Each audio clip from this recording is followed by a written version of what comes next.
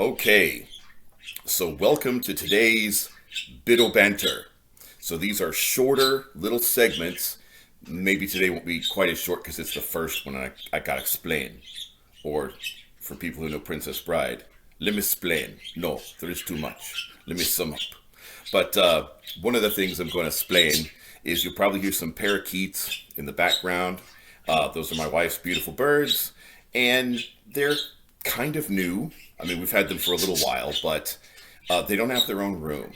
They're here in my studio, which also happens to be our bedroom. So I've done some videos with them before for some other projects outside Game Shop's basement. Nobody's complained yet. They don't, and when I hear the video back myself, they don't seem to be too loud. So we're going with it for now. But yes, you're not crazy. You are hearing little birds in the background. Are the little birds telling you something? Then you might be crazy. But anyway, so Banter. The so Basement Banter, the response to Basement Banter has been phenomenal. Like all sorts of people on Discord have been like telling me how much they like it and stuff. I've seen some nice comments on YouTube. But I noticed, like, it used to be when I would see shows like that on YouTube, I would take my mouse and I would like move my mouse into the lower right corner to see like how long it was. And I'd be like, 4 hours? Why do I want to listen to these people talk for 4 hours? What are they possibly talking about for 4 hours? Now I understand. I had to eat like humble pie because the first week that I introduced Rory, and then the second week when I introduced Gia Murray, we just talk and talk and talk. I'm like, okay, now I understand how those shows get to be so long. So, but at the end of the show, we really got to cut it off because it's been like 2 hours and stuff. But there's still a lot more stuff that we had like on these lists of stuff we were supposed to talk about. So I came up with this Banter thing. So to kind of supplement Basement Banter, I got Banter. And that's just the little bits of things that I wanted to share for the Game Shop's Basement community that hey, we were busy talking to a cool guest. Because, you can hear me anytime, but the guests, they're special people. So today, I want to mention something that Gia Murray actually inspired, and I want to catch you up on, or update you on some Gia Murray stuff. So Gia Murray is in Perth, Australia. I'm in St. Louis, Missouri, USA. And so through time differences and everything, we don't always connect every time we want to because one of us might be asleep or at work or something. So, but he has updated me that apparently these days, Game Shop's Basement just started like 9 months ago and I was the first DM. But 9 months ago, I guess back when you rolled your dice uphill both ways and in the snow and liked it, it was a much shorter process to become a DM there. Like you just sort of like filled out your profile, described your DMing style, and like they approved it the same day. At least they did for me 9 months ago. But apparently, Gia Murray is going through a longer process with StartPlaying.games. So, which is cool. I mean, we like StartPlaying.games. We couldn't do what we do without them. But apparently, the process is a little longer now. So, yeah, he's coming along, and I will keep you updated on that. And then I know some people have given me some feedback. They're kind of excited, like, oh, I could play in a game with John as a player instead of just John as a DM. And I'm like, be careful what you wish for. But so yeah, well, if he's like that as a game master, what's he like as a player? So so what we've kind of got going then with Gia Murray is he'll be coming on. He's in the process of coming on as soon as he can. But one thing that he kind of inspired when I talked to him a few weeks ago is he talked about, and this is why I'm trying to put out table guides. So if you look at the game schedule in Game Shop's Basement, look at that Google Sheet we have. There's like little table guide links for some of the tables, and the table guides aren't real complete yet. But I want to share these ideas from the table guides because, Gia Murray suggested that part of the function of a GM is to teach people how to have better experiences when they're gaming. Because, we're all gaming to have fun and everything. And there's game sessions that are awesome, and there's game sessions that are kind of average, and there's game sessions that really suck. And you want to make sure that you increase your chances to have the awesome ones. You don't want too many of the mediocre ones, and you really don't want any of the sucky ones. So basically, but if you can teach people like how to increase the chances to get that better experience, then why not? Because D&D has so many new people coming into it now. Just so many new people. More every year than ever before for the last several years, that it can be easy for somebody like me to fall into the trap of assuming that people just know stuff. And the truth, nobody knows stuff. Nobody's born and just automatically knows stuff.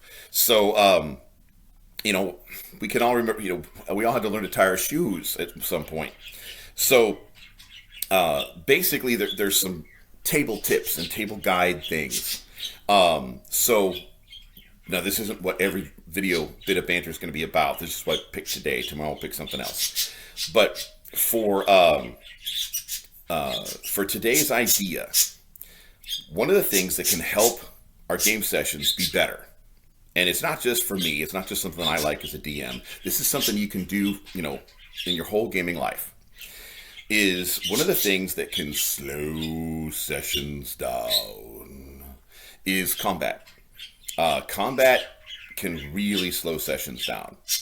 And, in the olden days, I would have a screen in front of me at a table. These days, I got a computer in front of me. And in the bottom right corner there's a system tray. I can actually see what time it is, without looking for a clock on the wall or something like that, or trying to find my phone. But yeah, I can see right there in the computer just what time it is. And I noticed, like how long combats get sometimes. And there are some awesome sessions, some very memorable sessions where people have like 2-hour combats and they're just adrenaline pushing and just drinking up that caffeine, and it's like a movie. It's a cinematic experience where they're just imagining all this stuff happening, all the action. But there are other times that, like, we've been playing the same fight for an hour and a half, and maybe there's other things we could have accomplished in that session. So some of the things that can really speed up combat, and these are things that I just noticed people doing when I was a teenager in the actual physical game shop's basement in the 80s, and just been doing it ever since. But I picked it up because people showed me, so now I'm going to kind of pass it along. So some of these things that can make combat go kind of faster. Now, first of all, well, I'll save that for a second. Okay. The first thing you can kind of do is plan ahead in your initiative order. Like, instead of waiting to decide what you're going to do when it's your turn, like let's say you're the fourth person in the initiative, and there's 3 people ahead of you because you're number 4, and you might be paying attention to what those other 3 people are doing, and you might be really into it. Or maybe you're bored and you're looking at your phone or whatever. Yeah, let me know when it's my turn or something. Whatever your attitude may be, the time to decide what you're going to do, Mr., Ms., or Mrs. fourth person initiative, whoever you are.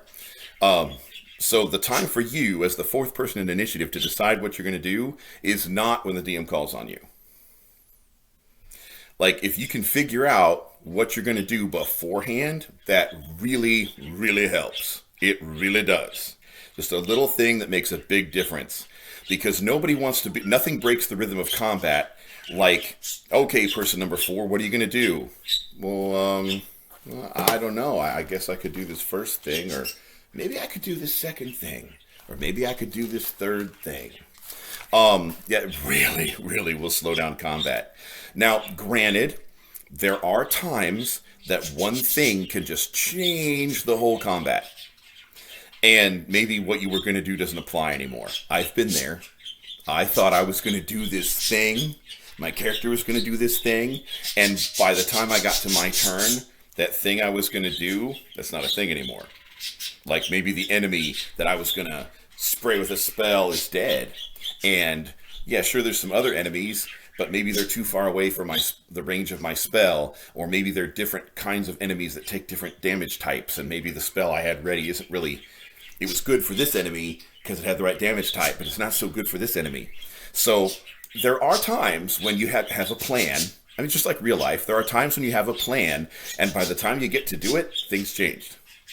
So granted, that can happen, but most of the time, if you plan what you're going to do before it gets to be your turn in initiative, that will help make combat faster. Now, some other things that help make combat faster, and here's where I caught myself before. I wanted to save this for now. Is I am not picking on true noobs. And what I mean by true noobs is the people who are actually new and fresh to the game. If you're really new, sincerely and honestly and for real, new and fresh to the game, I am not picking on you by what I'm about to say. I'm talking to people who are not true noobs. So, you know who you are. And it's possible to be a true noob again. Like if you have always played fighters, like for years, and then one day you play your first mage. Yeah, you've never played a mage before. You might be a true noob at playing a mage, so I get that. But if you've studied, oh my goodness, study. I thought this was supposed to be gaming. But if you actually study in advance what your spells and powers and abilities and skills do in a role-playing game, because another thing that slows combat down is, we talked about how it slows combat down when we get to it. Well, I'm just picking on number 4. I don't know why. 4 is actually my favorite number. But let's say you're initiative person number 4. Another thing that slows combat down is, I think I'm going to cast such and such a spell. Let me look up how that works. Or let me find, a bird. Oh, gee. Special guest appearance by a bird. Blueberry the Budgie. Anyway,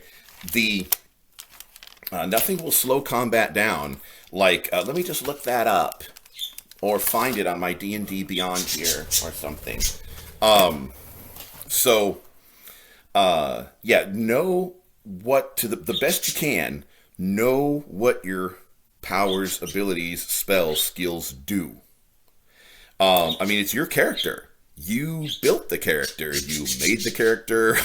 If it's not your first session, you've been playing the character. So, to help everyone, and the other players too, because this is one of the reasons why this is so important. It always was important to help us all have more fun, but it's even more important nowadays, because nowadays we're paying for this stuff. Nowadays, back in the day, in the original Game Shop's basement, we always did kind of pay for it because the books are expensive and you got to buy dice and stuff like that. So you always did kind of pay for it in terms of acquiring the materials. But to actually go to the event, to actually use the materials, to actually go hang out with other people and do this, that was free. So if an experience wasn't really good, then you were just kind of out your time. Or maybe some friendships if things got nasty. But anyway, nowadays people are paying for this stuff. And so we really want to make sure that we do everything we can to make the experience good for everybody. So, so plan ahead what you're going to do before it gets to be your initiative turn. And really know what your skills, powers, spells, and abilities do. Now, I'm not picking on people who are true noobs. But like one example of how this kind of played out, though, it does kind of involve true noobs. There was a party that came to Game Shop's basement and wanted to do just a one-time, one-shot. They did not, they expressed in advance when they were talking to me about setting up a time that they were not interested in the campaign. They just wanted to introduce some people to D&D. And so there were about 5 people in that group, I think, and 2 of them had never played D&D before. Okay, that's all right. And then they said, as they were talking with me as the GM about how they wanted to set up a game with me, they said that they all wanted to be 10th level. Okay, I ran that game. I got paid for my time. But you know what happened? They didn't do hardly anything. You know why? Because oh, just a moment. All right, I'm back. So the reason why that group didn't get anything done is because the combats took forever. Why did the combats take forever? Because there were totally new people who had never played D&D before who were given 10th level characters. And they were just lost. One of them was a bard, a full caster class. And somebody had helped her fill out her sheet, and I'm sure it was a lovely 10th level lore bard sheet, but she didn't understand it. And so we spent, and I'm not exaggerating here, I'm not saying half just because it sounds like a big amount of time. I think it was about half the time. We spent about half the time with me explaining to her what her spells did. So we would get to her turn in combat, her initiative, and she would ask me, well, what does this spell do? And we'd have a long conversation about what that spell did. And then she'd be satisfied with that, but that's not what she wanted to do. So she'd ask me about this other spell. And after we discussed about 4 spells, which just, I'm pretending I'm looking at a watch here, but like after we tick, tick, tick, tick, tick, tick, like sands through the hourglass. But after we discussed about 4 spells, she finally decided to do something. Whole session went like that. So, I mean, I didn't really feel like it was too much of a loss because those people had set up before they even had me DM for them, before they even had an experience. They'd already said it was a one-shot. But it could have gone better.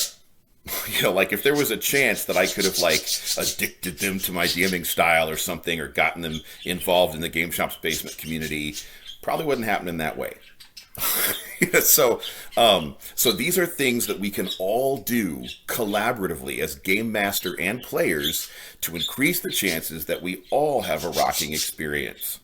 So the third idea, first idea to make combats go faster, plan ahead. Second idea, know your spells, abilities, power. Actually, okay, I'm going to sound like a hard butt DM here. Just, old fart DM. Study. Okay, now I'm not picking on totally new people. If you're a true noob, that is fine. We all were at one time. And it's a fun time you'll never be able to recapture. Like, after you get a bunch of game knowledge, you'll never quite, have kind of like the mystery of not knowing. So enjoy being a true noob while you have it, because you can never really go back. So we're not picking on the true noobs, but once you're not a true noob anymore, you need to study. and then dice rolls in advance. So in addition to planning what you're going to do, if you actually rolled a hit in advance, or roll your spell damage in advance, or roll your damage in advance, this really helps speed things along.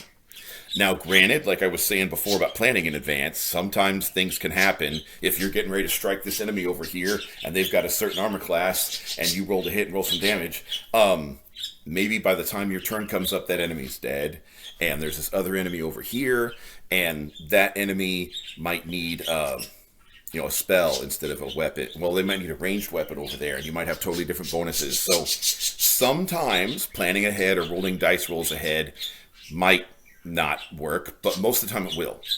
Most of the time, planning ahead, rolling your dice in advance will help speed things along tremendously. So 3 things that you can do to really help speed combat along is plan ahead what you're going to do. Don't decide what you're going to do once it's your turn. Plan ahead what you're going to do. Know your spells, skills, and abilities. I don't have any problem teaching the game. I don't. In the middle of combat, though, when we have to teach things that you should kind of already have known, that slows things down for everybody. And then doing dice rolls in advance. So that's kind of the bit of banter for today. And it was kind of a table guide thing. Kind of like teaching how to get better experiences out of the game. Tomorrow I've got other things going on. There's a party going to Eberron tonight. I haven't DM'd Eberron since Game Shop's Basement started, but they're going there. So there's going to be all kinds of fun things to talk about.